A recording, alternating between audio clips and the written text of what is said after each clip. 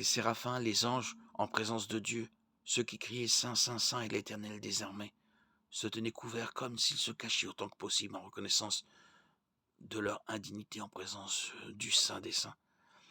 Et si les séraphins purs et saints manifestent une telle révérence en présence du Seigneur, avec quelle profonde crainte devrions-nous, créatures polluées et pécheresses, nous approcher de lui?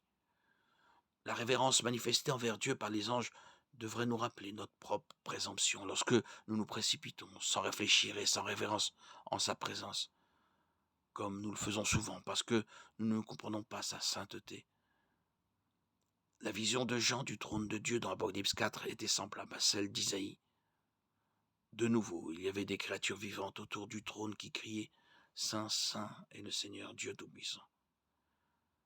Apocalypse 4, 8.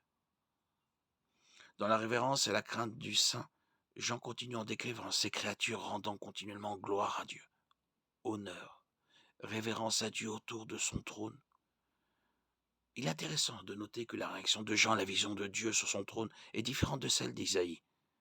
Il n'y a aucune trace de Jean tombant de terreur et conscient de son propre état de péché. Peut-être parce que Jean avait déjà rencontré le Christ ressuscité au début de sa vision. Apocalypse 1, 17. Quand je le vis, je tombai à ses pieds comme mort.